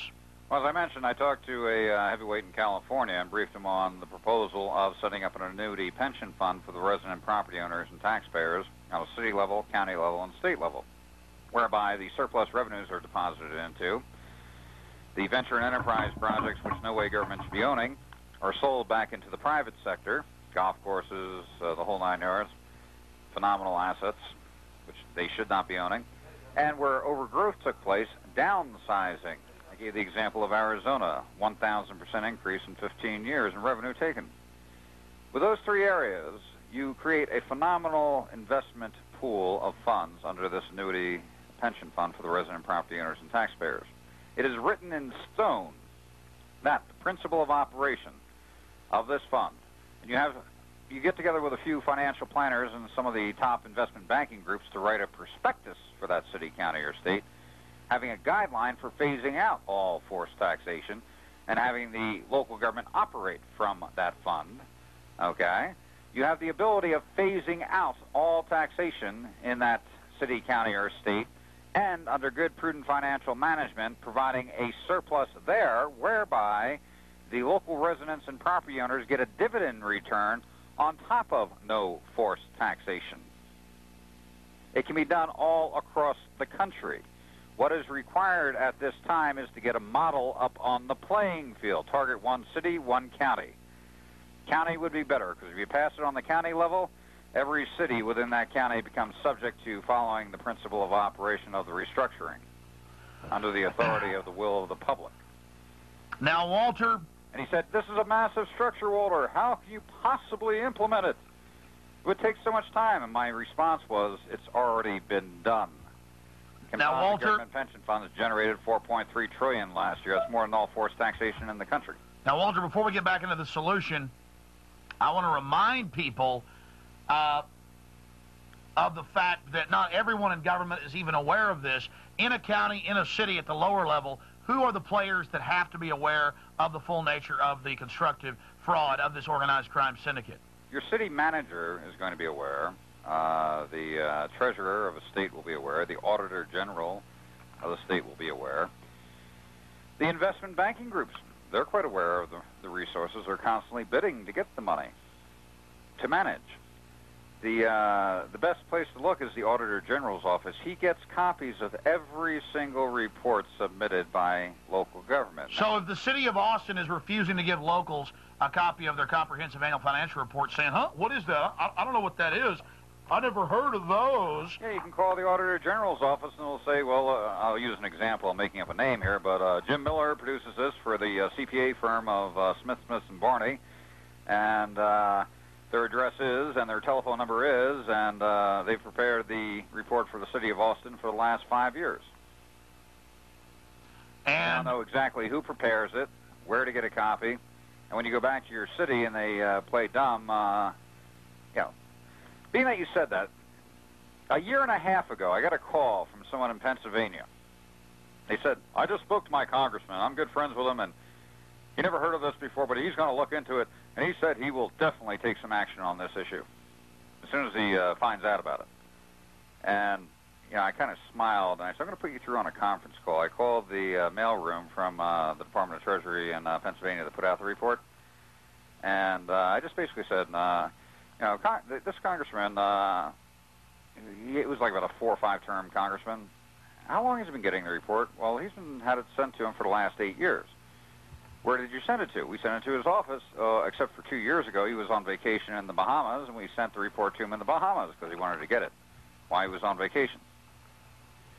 So here is the congressman saying to his constituent, I never heard of that before. I'm going to have to look into it. And here I confirm to the person that the person's been getting it for 8 years, and in fact specially requested the report to be sent to them in the Bahamas.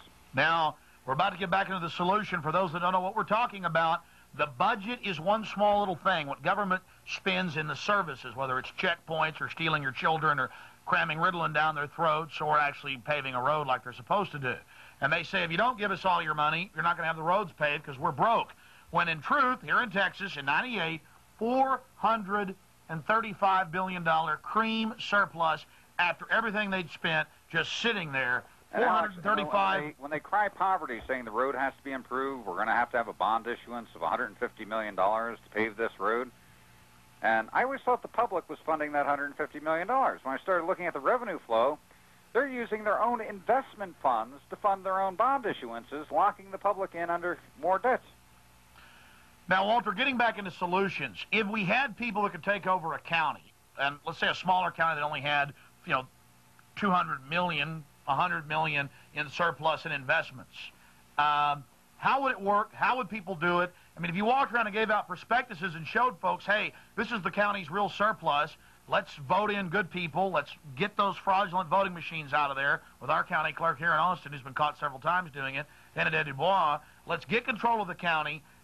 How do you, because the people need to know this is real. They're taking the money for themselves. How do we get the forced taxation phased out and get dividends, checks every month sent to the people with this tens of trillions of dollars they have in surplus? Let's use a county that has $100 million in surpluses.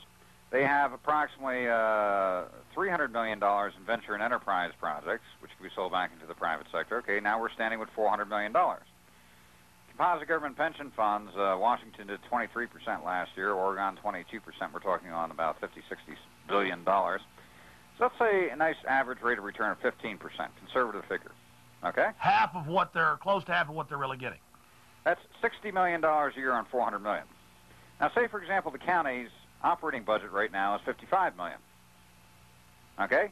You're generating $60 million. You just satisfied the entire budgetary requirements, which means you can phase out all forced taxation, and there's a $5 million surplus. That you divide among the 120,000 people that live in the county. Correct. And as the fund grows, say, for example, you're coming up with a surplus, you keep a certain amount of your surplus to let it grow. And you can actually get quite a nice little dividend check back if you have prudent financial management within that local government and perform all of the normal functions of government. Forever with conservative investments. And we're standing at a crossroad, Alex. We have a runaway freight train, and if it continues on its current course, we're facing 1,000 years of subserviency and subjugation. 1,000 years.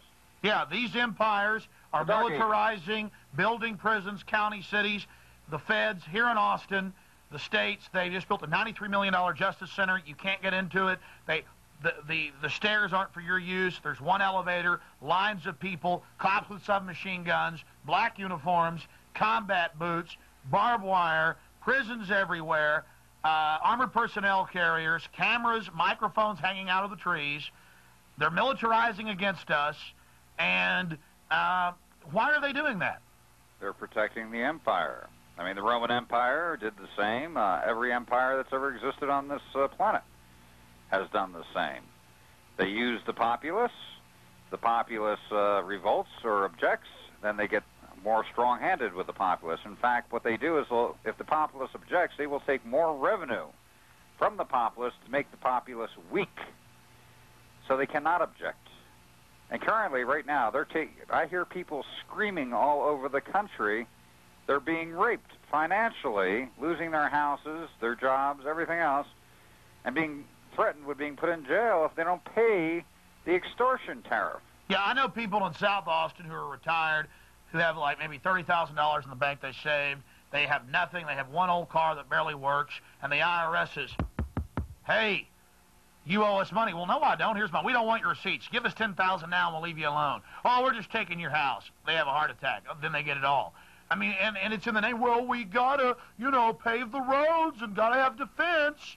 Well, the course in the road right now, the other path is 1,000 years of prosperity. The true meaning of the word millennium, we're at a crossroads. We either go into total subjugation or we go into total independence. We're telling you that they didn't have any money. They were telling you that there was a small surplus, and then we had this big phony fight over who would get little bits and pieces out of it. I mean, ladies and gentlemen, they're taking over. They own most of the stock market. They almost own everything. Do a search on the net for CAFR. You'll get the government's own sites everywhere. What is essential at this point in time, Alex, is to get a model up on the playing field. Once the model is up, by example, the game is over. So get a city or county, preferably a county, to do it. Show people taxation phased out in 3 years. Show people with surpluses on top of that. Show them the fraud, that they really own everything, and that we supposedly own this country, and that everybody else will follow suit. If not, we're enslaved. You are the leaders out there. You better take action on this, ladies and gentlemen. It's up to you. Thank you for joining us, Walter Burian. And then there's the government always telling you, turn in your guns, everything's going to be fine, everything's going to be wonderful. Oh, we had to take those old retired people's home over there in the working class neighborhood. They didn't pay their taxes. Everybody's got to tighten their belt. Well, here is a former Treasury agent, Joe Bannister. In the last 2 years, Mr. Bannister has gone public on national television, in the newspapers, you name it, about how the IRS is a collection agency for the private, run-for-profit Federal Reserve that's, well, running this whole comprehensive annual financial report scam that we've just exposed. Oh, yes, ladies and gentlemen, more and more Americans are fighting this and coming out against the developments. It's time for you to join the team. Many hands make light work. The IRS is a criminal organization. The 16th Amendment was never ratified to give you the income tax. You pay your taxes to the private banks. It's called the New World Order. And now they want to THX 1138 you. That is, dumb you down 110%. Well, we're here in Northern California, and a few weeks ago on my radio program, we talked to Joe Bannister. In fact, his story's starting to gain a lot of attention. There's going to be an article in Media Bypass, and he's been doing a lot of radio interviews with people that are interested in the truth of what's really happening. He also has a website that contains the letter that he wrote to the IRS Commissioner, Charles Rossetti. And again, his name is Joe Bannister, and he was a special Treasury agent assigned to the IRS to investigate people that were filing fraudulent tax returns or simply hiding assets. And thanks a lot for spending some time with us, Mr. Bannister. God bless. Thanks, Alex. Basically, just start out and tell us a little bit about yourself and how you stumbled upon the truth. Well, I started out as a CPA. I worked in public accounting, and I decided that I wanted a little more excitement, and decided to become a law enforcement officer in the federal government. Well, the Internal Revenue Service is his job is to collect income taxes and some excise taxes. And the Criminal Investigation Division, of which I was a part, investigates criminal violations of those tax laws. And when did you start to, well, tell us how it all began. What made you first want to investigate the Internal Revenue Code yourself and not just take the manuals and the codes that you used when investigating tax evaders? Well, in December of 1996, I was listening to the radio here in the Bay Area, and I heard a lady named D.V. Kidd come on the radio, and she started saying some very unbelievable things, like the income tax was voluntary, that the 16th Amendment was never ratified, and that that federal income taxes don't go towards providing revenue for the U.S. government. And I thought those claims were awfully outrageous, but she was talking about it on a radio show hosted by a man who I trusted, and that made me want to dig deeper and see what it was she was saying and what evidence she had to back it up. Absolutely. And so, in 1996, you started investigating. How long did you investigate before you came to your conclusions? A little over 2 years. So I basically, my investigation ended right about the time I was forced to resign. Can you tell us that story and also get into some of the things that you uncovered that are historical?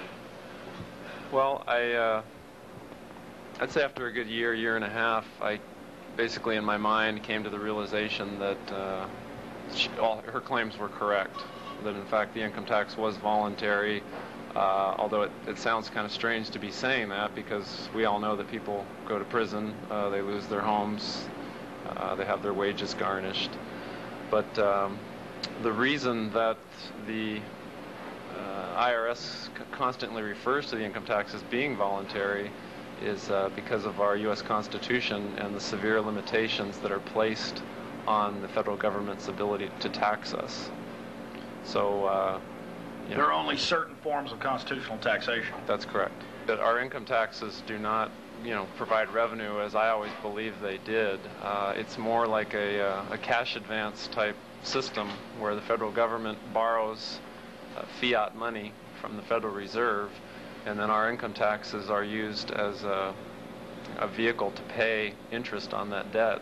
Well, the printing of the money, another thing that I found out, which totally surprised me, was that they print the money and there's no value to it, and they, in a sense, print it and out of nothing. They make it out of nothing, simply because they have the power to force us to use the currency. And it's kind of like a rat in a maze. And we never question the maze itself, never think outside the box. And that's why you're rare. Well, more and more people are in government standing up. This is becoming more and more clear, but it's still rare in the IRS, Mr. Bannister, for somebody to actually pull back and see this. What was it like, let's say, a year into your studies? Because you said you studied for about 2 years before you finally made your decision with the evidence. What was it like about a year into it? It was very difficult because I took the job thinking that I could use my financial skills to fight crime, go after the bad guys, and I did. You know, money launderers, drug smugglers. One particular case was even featured on America's Most Wanted, so I was really enjoying myself.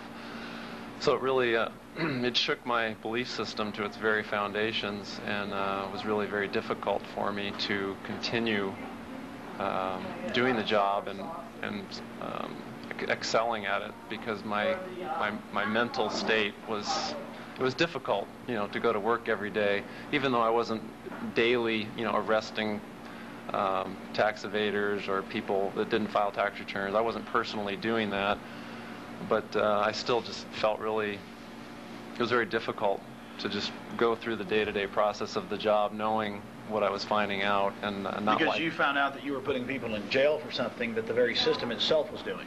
At least the agency as a whole was doing that, and I felt that sooner or later I needed to start speaking out publicly, because I felt, you know, clearly a tax can only be voluntary or mandatory, and if it is voluntary, then it is wrong and illegal to prosecute, harass, seize money from people who don't volunteer. Where does the money go? They throw this fiat money out there. We take the money up, and correct me if I'm wrong, we put labor into it, we work to attain it, and thus they steal our labor. In a sense, that's correct. I mean, for quite some time, I'd hear D.V. Kidd talking about, you know, the Federal Reserve and how we're slaves, and I didn't really understand what she meant. But when you really spend a little time and educate yourself on the way the process works, it's really very simple economics, and I don't have an economics degree or anything like that, but you can eventually see that when the source of the money supply is a bank and the destination of the money supply is a bank, and the controller of the money supply is a bank, and the interest rates, that's total, complete monopoly. It's a money trust. You basically have you can't get out of the slavery. You can't get out of the constantly increasing supply of money, which is another thing I noticed and never really thought about, is that although they constantly will tell you that we're trying to keep inflation under control, we're trying to minimize the effects of it, if you look at it over a period of decades, it's always going up. It never goes down or disappears. It's basically on an upward tilt forever and ever and ever. The economics of it, eventually, it ends up destroying the economy and the people in it. You have to ask yourself, why would this global system want to do that? It's just all about power. It's modern colonialism.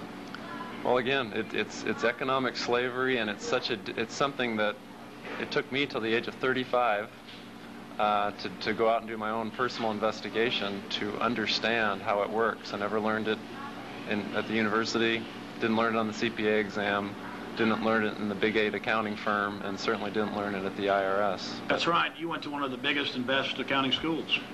Well, I worked 3 years at KPMG Pete Marwick,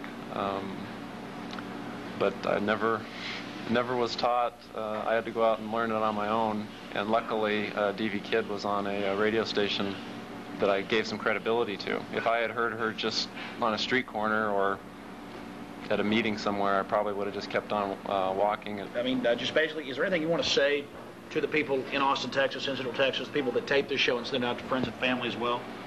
I guess the only thing I would say is I've seen evidence of an orchestrated campaign of painting a broad brush over people like Alex, who really are telling you the truth.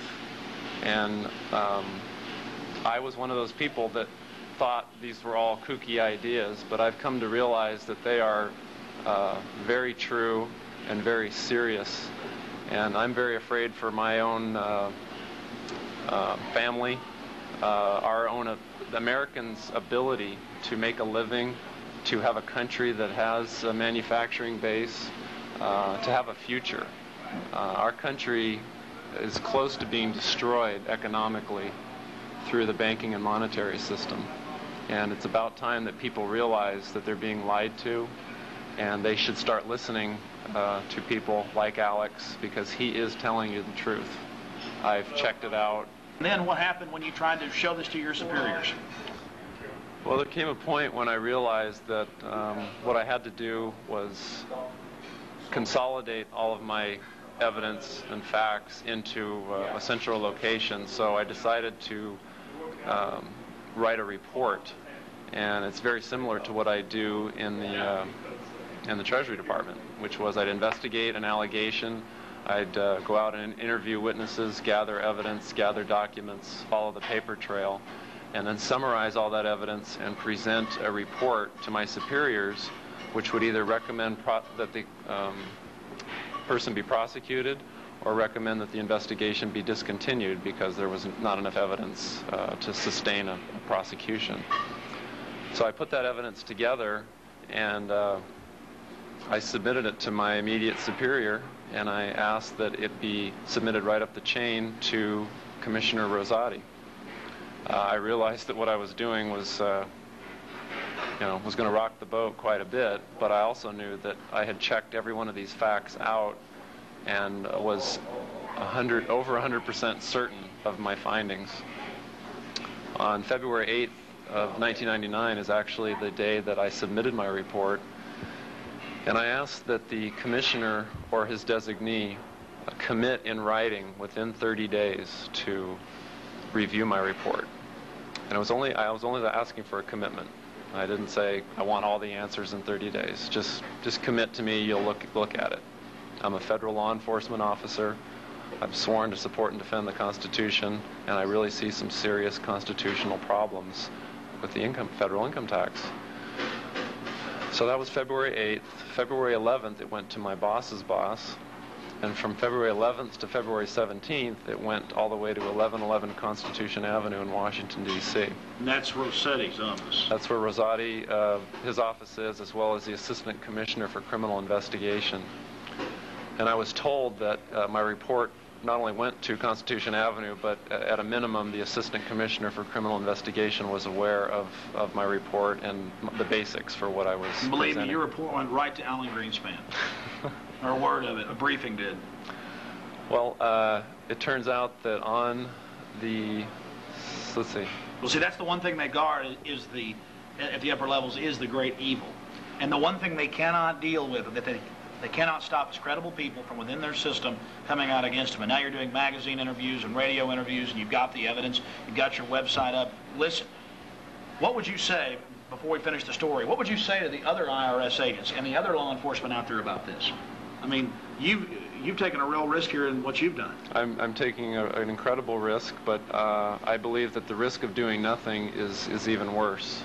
What federal law enforcement officers need to realize, as well as every state and local officer, is that the laws that the IRS agents are enforcing, they shouldn't be enforcing. And I don't believe that they should be cooperated with. If somebody is being prosecuted for failing to file a tax return, and they have done the research and found that there is no requirement to file a tax return, then I feel it's morally and legally wrong, for that person to be pursued, investigated, and prosecuted. You're saying it's color of law is what's being used. The whole thing's run out of ignorance. People just don't know. They really think, look at those kooks, those weirdos, those liars, until you investigate.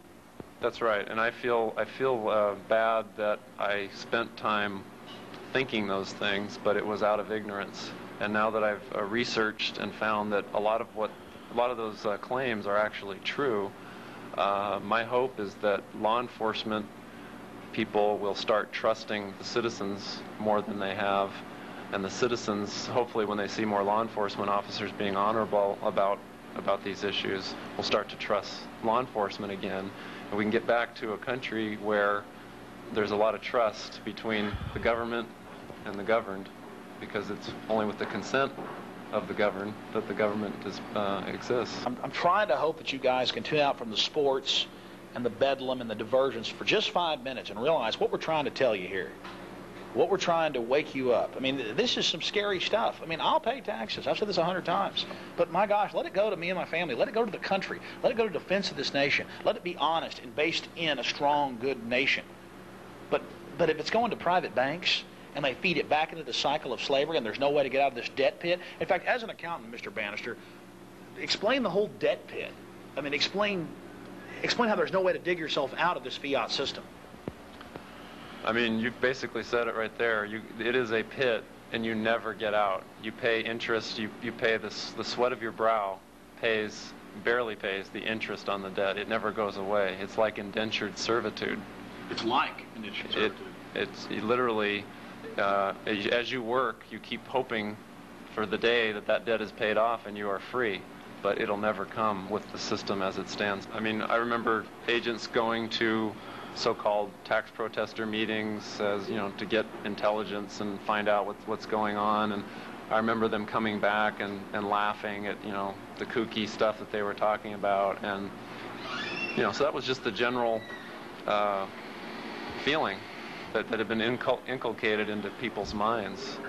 And it took me a couple of years to find out. But it in fact... Now, that's right. You talked about D.V. Kidd and other writers and her pamphlets and the executive orders they listed and the laws, the case law. What happened that first time whenever you went to the law library? Because you told that story on the radio, I thought it was interesting.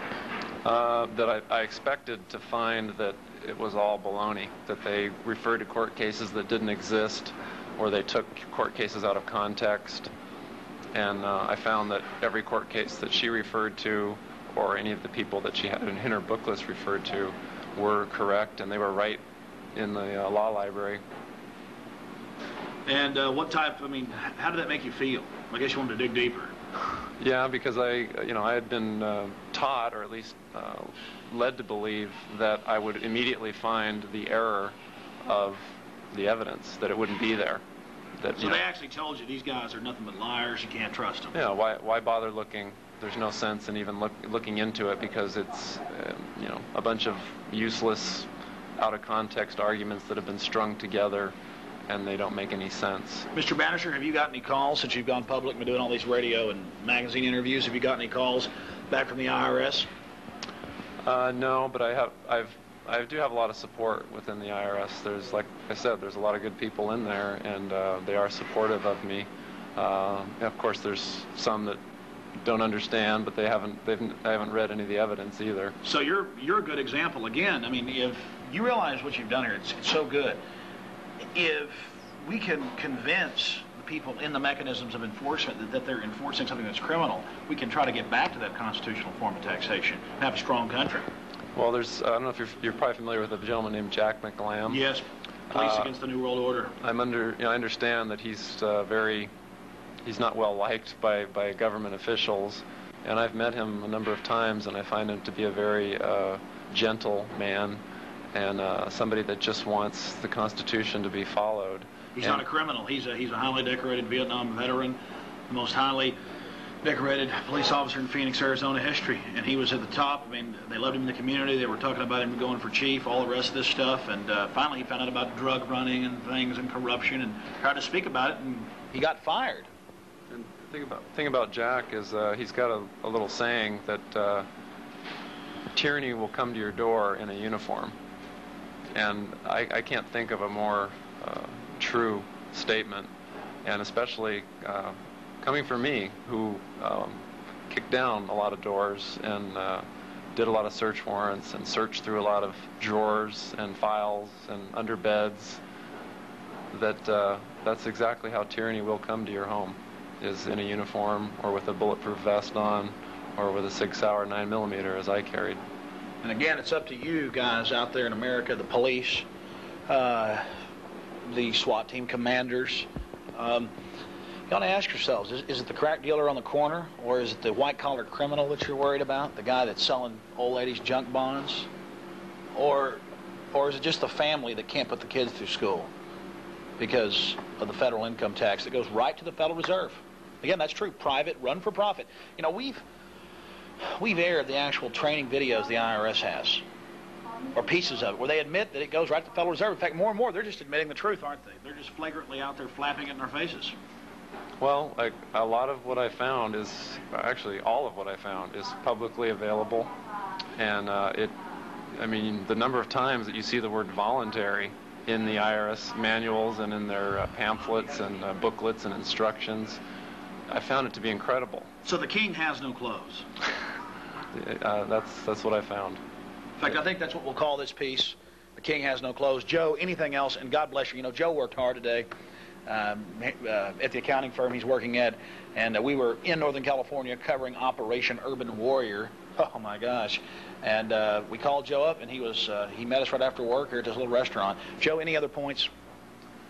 Again, just don't let people be painted with a broad brush where you're scared into not listening to what they have to say.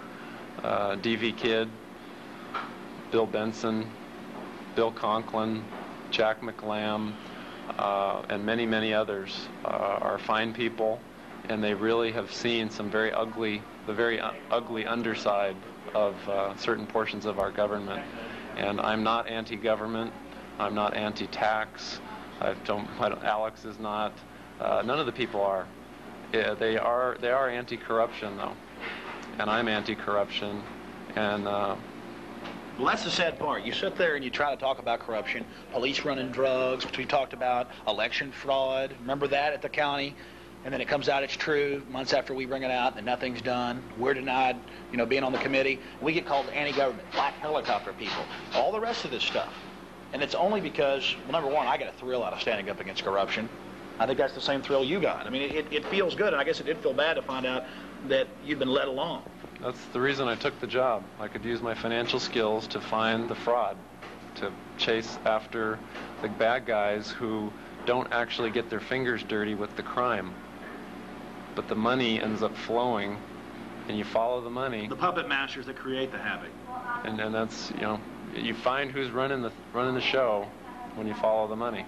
Joe's got a website, and you can get all the information that was inside his brief that he wrote to his superiors, pretty much calling for a criminal investigation of the system. And what's your website again, Joe? The website is www.freedomabovefortune.com. That's all one word, freedomabovefortune.com. freedomabovefortune.com. And again, since we first interviewed Mr. Bannister, again, he's been in USA Today, C-SPAN, and as we're making this tape, 60 Minutes is getting ready to do a hit piece on him. And 3 other high-level criminal investigators from the IRS have quit, and the numbers are only growing of those that are leaving but not going public. The truth is out. Private banks run this country. They're building prison camps everywhere. They're building prisons everywhere. They're trying to push a move in the mainstream media to disarm the American people using incrementalism. We face total dehumanization. You now know the truth about the comprehensive annual financial reports and the fact that county, city, state, federal governments are creating giant armed compound empires against us. They own over 70% of the stock market, and they keep sucking the money back out of us that they create with fiat, stealing our labor, our homes, dumbing down our children. There's 80 million gun owners in this country. They're pushing right now to disarm us. We have to refuse to become disarmed serfs in this country, or the tyranny is going to get really bad. This so-called war on terrorism is really a war on free individuals, no matter whether you're black or white, young or old. This is a fight against dehumanization, ladies and gentlemen. Make copies of this tape. Spread this information. Check it out for yourself. We're telling you the truth. This is a giant battle for our republic. The elite wants everything for themselves. This is the fight for humanity. It's that serious. Thank you for watching. Now take action. Many hands make light work.